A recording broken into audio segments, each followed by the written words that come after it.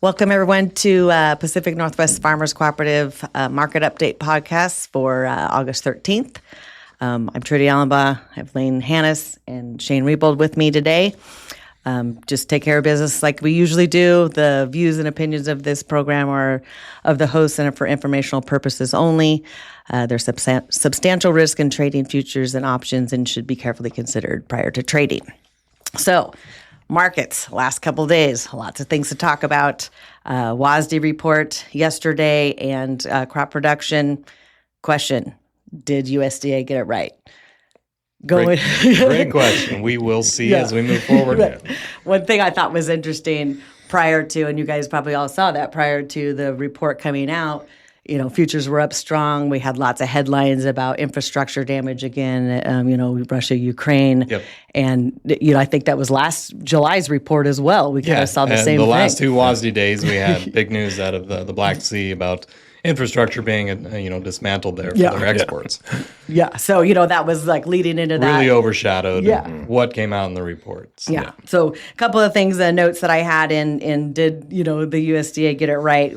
Just even talking about white wheat, and there's lots of corn and bean stuff to talk about too. But, worldly, globally, supply and demand with wheat, I think things were within some of those expectations. A few things that were a little bit off, certainly saw that with the corn and beans really kind of pushing wheat falling along from the infrastructure and the headline damages. So wheat by class, U.S. wheat production was trimmed by 5 million. Hard spring lower by 2 million. Winter wheat also lower. White wheat increased by 9 million. And, my question to there is that enough? Yeah, we're calling it 280 million bushels of all white wheat. So hard white, soft white winter, soft white spring, all and club. So, and the number in July was 271. I was going to do some research and look at, what our crop was in 2020, but I think larger, and I think we're probably going to be close to it. Yeah. I thought it was interesting that, last year it was production final numbers was 283. Yeah. And, we've just come up to 280 here from a 271 expectation. We've got some room to grow. Yeah, I think that number is going to get bigger. I really do. So there's one that we're already looking at. And then, looking at that balance sheet as well, U.S. all wheat, no real change in use. You kind of move the deck chairs around a little bit between exports and domestic or whatnot. But that to me was a little bit okay. So where do we go from here? So lower ending stocks as well. So anything else in the wheat numbers that stood out to you? Yeah, looking at the world scale, and of course relevant to all the headlines now is what's going on in the Black Sea. What did USDA do for changes to exports from Ukraine and Russia? Between the two, they decreased the exports by 2.5 million metric tons, which comes out to about 4%. That's all they say they're going to be impacted. They gave an extra, they added 1 million metric tons of exports to Canada to sort of offset that. They said world trade altogether is going to be smaller. I expect the exports from Ukraine and Russia to continue to shrink. We are right at the beginning of their big export window. August, September, October is going to be when they export their most amount of grains. And there's some really serious fighting going on. They're not exporting anything out of the Sea of Azov. And right now, one of the busiest ports, Novo, is the one that's getting all of the shots fired at. Right. So 2 or 3 of those facilities have been damaged, and you can bet they're not loading that the way they usually load. I think in July they had 2.2 million metric tons of exports. Their average pace is over 3 million metric tons in July. So there should be some shrink there. Yeah, and lots of talk about not only that infrastructure being able to do that, but then you get into the legalities of the ship owners, insurance. They're not wanting to go in there. Yep. They're saying we're not traveling in any of those ports. So you got to find a vessel that'll even go in there. Yeah. So that logistical problem ramification snowballing. To me, it doesn't seem like it's going to get better. It's going to continue to, without some domestic ceasefire, true stopping of war happening. Sure. So I think the only other thing I want to mention about wheat on the WASDE was there was no change to Australian production. Still expected to be 28 million metric tons, which is pretty close to their average. So even given the super El Nino and what that's supposed to mean for the southern hemisphere, they're going to do okay growing wheat as far as we can tell. yeah. I thought that was, they didn't change the exports either. I think they're at 22. You already mentioned on that increase in Canada, decrease in U.S. and Europe.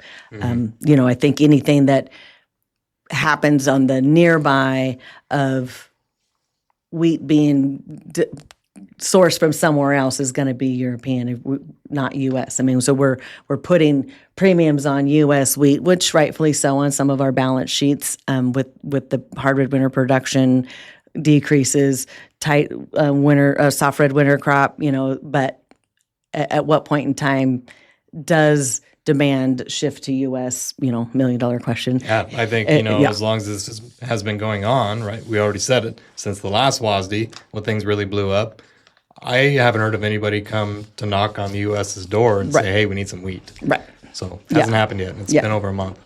Yeah, I mean, and how long have we been trading the headlines of Russia, Ukraine, Iran, Right. I mean, everything. So the tail continues to get longer. And it's still supporting our futures market. Absolutely. Yeah, it definitely is. Absolutely. There's a premium out there. Yeah, so. I can cover a few things on corn. Yeah, let's switch over to corn and beans a little bit. The big takeaway for corn, although they did not change the 26-27 crop year total production from that 16 billion bushel mark. Last year we were 17 billion bushels. This year's still going to be 16 billion bushels, our second largest crop ever. They did make some changes in the background, though. They lowered the yield by over almost, I think it's 2.5 bushels to the acre for the United States as a whole, but they increased our acreage by 1.2 million acres.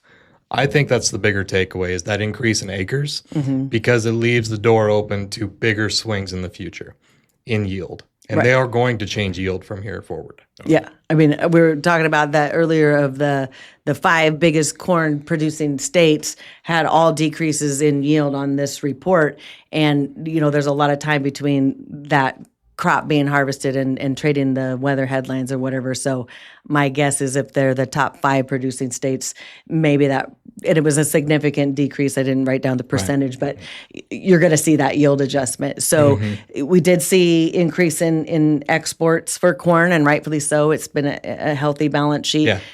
Some would argue is, we're not doing anything in our pricing, even though corn has been trading higher, to really limit demand. Is it needed with the site?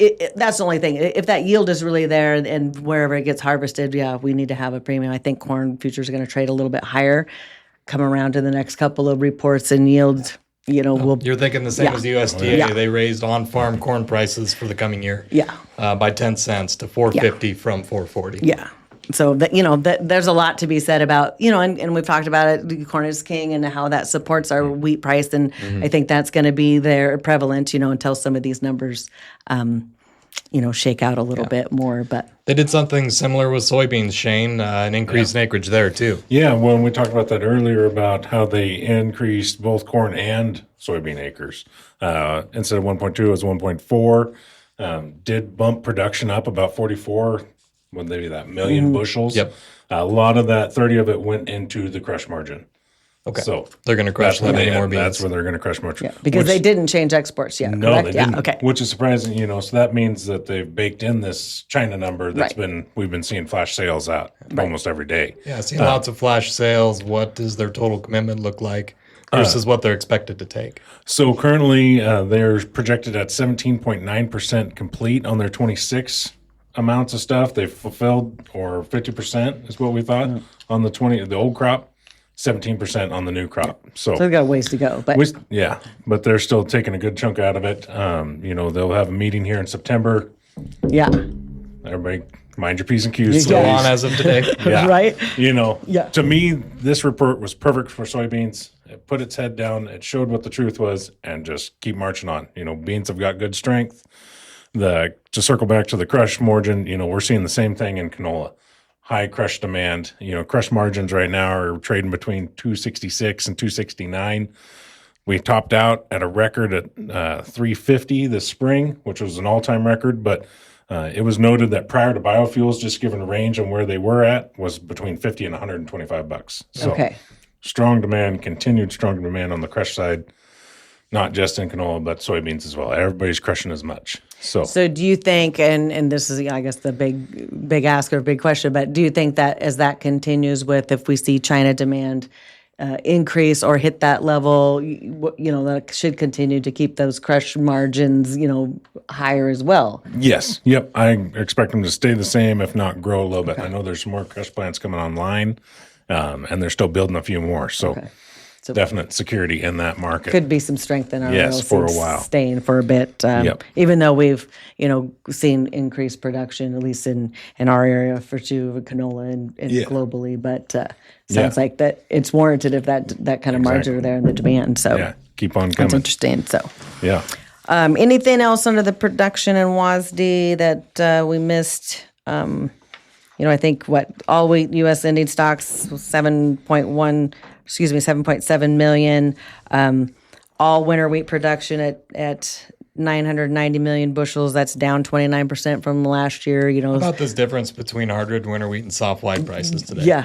Yeah, that's a good one. I was looking at that spread on the Chicago versus hard red. KC. We've seen that stay. It's a 70-cent range and widening. When we've had lots of headlines about the hard red winter production and how low that is, and certainly so. But I think we need to talk about soft red production. And if you look at this balance sheet and where the decrease in production acres and without the change in exports, it's lower, it's tighter. Stocks to use, what did you say, 30.5%? For soft red winter. Yeah. Hard red winter still at 49%. Yeah, we're going to have half of it left over that we use this year. Yeah, so I think that's, certainly something we got to keep eyeballs on. Let's talk about demand. What changes that? We've talked, this meeting coming up in September, we've talked a lot about China. What's different this year than 2020? 2020, we had huge demand in white wheat, soft red. China was that catalyst. So if China were to come in and buy soft red winter with that tight a balance sheet, that certainly is going to change that spread. If they don't, and the production number, where do we come in on our finished production number of hard red winter when it's all said and done? So definitely something to watch. What does that do for soft white wheat? Let's transfer this into soft white. What does that do for soft white wheat cash? Yeah. What does it do for basis? Right now, I think we've seen the cash price hold in there. Basis has moved in the volatility of the futures. We've been 15 above and 15 below in the last, month, just from the headlines. I don't see that changing a lot other than the fact that we see a big crop out here in white wheat. We're struggling with qualities that the exporter is looking for. We've seen scales come in place.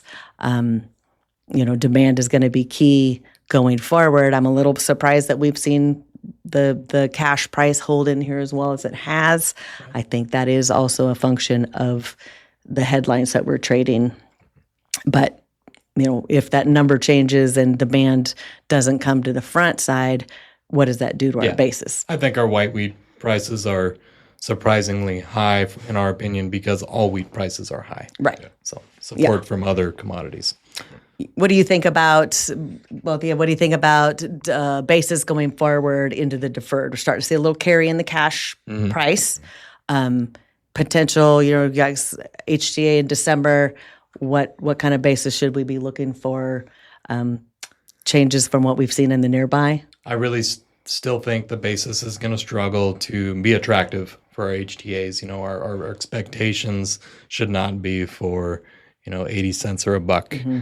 40, 50, 60 cents is going to look really good, I believe, just because of the inflated nature of futures right now.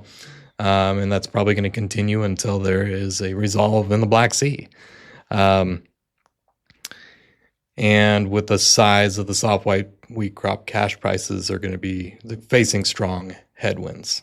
Yeah, I agree. We saw it even coming into this this harvest, a little bit earlier basis was strong, and then we started seeing negative basis again, and it's really struggled from that movement in the futures. I think that the same thing's going to be, especially here in the next 60 days.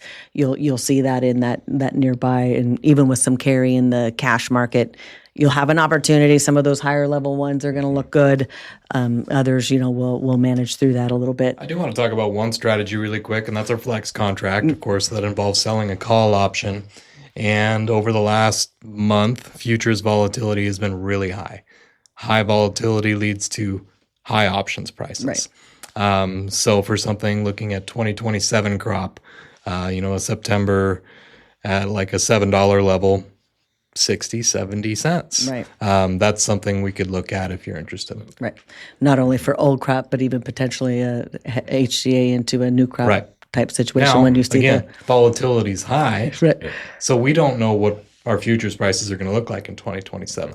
Right. There's a good chance that it turns into an HTA in 2027 if volatility stays this high and prices want to move higher then. Right. So there is risk associated with Absolutely. getting that 60 to 80 cents. Yeah, but I like that looking out there and taking advantage of that volatility and that prices being higher. Maybe locking in some of those levels and seeing where these futures go. But it's a good strategy to look at. It seems like buying a call is going to cost too much, so maybe selling them from next year is a better strategy. For sure. Yeah, absolutely. What do you think about we talked a lot about the proteins. We've seen scales happen. Let's talk a little bit about what our buyers, what they're looking for, some of those percentages. Sure. Our crop this year, in the Northwest is right now looking sub 9% protein. Our inelastic demand buyers, they want between 9, we'll say 9 is even 9.5 to 10.5 protein. Yeah. Why does it matter this year? Because that protein is not available. Not only is the average sub 9, but we have a lot of it. Yeah. Right? Right. Okay, and I did some research on this, wanted to see, we've got all this data from Figus. They inspect all of our export vessels, and you can go download this data, and it'll show you the name of the vessel it's on, how many pounds went out, and all of its grade factors.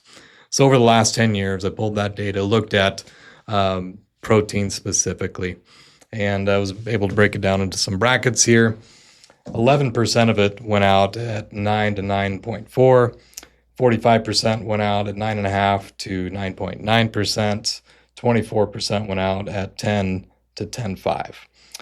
Below 9%, if I add this up, it's like 3.5% of all wheat exported in the last 10 years had a protein less than 9%. Right. So that shows you where the demand for our product is at. It's 9.0 to 10.5. We don't have that supply. Right. We have a supply of sub 9 without demand. That's why there's discounts. Right. Discounts are there. The market, we'll find markets for this grain, but our buyers, our normal buyers, that's not where they're looking for. So as we finish up this harvest and get through the proteins and know where we're at, that's going to help. I mean, exporters too, they're out there looking, they're trying to find buyers for this product. But I think we will, because you look at this data and you go, okay, typically the crop is 9 to 10.5%. I bet over the last 10 years, if you go look at all of our, I forget which agency does the harvest summary, but they'll give you the average protein for white wheat, and it's probably 10%. Yeah, I looked at a 5-year average, and I think it was 9.9% average. So close. Right, that's why this, you have the anomalies, and that's when things are off, because just like the high protein year or the falling number year, and now We it's did the sell low the high protein stuff. we did. We found places for it to Right, go. correct. So is our demand 9.0 to 10.5 because that's the crop we usually have, or is that the product they want? Right. We'll find a way to work through this sub 9 crop. Right. Absolutely. So not all hope is lost, but it's going to take us a little time to. But if you're a buyer in Southeast Asia, you've got to go buy higher protein from another origin. Right. So you can't fork up the normal cash that you would for the PNW crop that's under 9. Right, absolutely. So, and that's what the scales do. That's what the movement in the price will do is find those buyers and where they have to source this other protein. Right. So, a lot of crop is a good problem to have. Even if it's the protein we want, it's just going to take us a little bit of time to get there. So. Dilution is the solution. Yeah, exactly. So going into outlook, that was kind of it as well, kind of look for us to be, if we're starting to see some harvest pressure. I think that's, going to be going forward here a little bit as we finish putting this crop away. Looking for the demand, seeing what those values are. Basis, I think, is going to continue to be as volatile it has been. I'm still under the assumption or a feeling that we're going to have China buy some U.S. wheat. Talking about what we were there, they're probably not hard red. It's going to be too high priced. Soft red, it shouldn't be cheap either. Maybe we do sell some white wheat, and that helps this balance sheet get a little thinner. So I'm not going to count that out just yet. Right. They bought it in 2020. They might buy it this year too. So. Yeah, it's a perfect shoe-in. Yeah. Yeah, I think on the topic of basis, this is going to be a perfect moment to have orders in. Right. Because it's going to be based off of volatility. That's when we're going to see those good numbers. Yeah. Get those orders in, get them ahead so we can watch them. Yeah, absolutely. Don't behind the baseball. Yeah. Good point. Yeah. Awesome. All right. Thank you so much for joining us today. Thank you.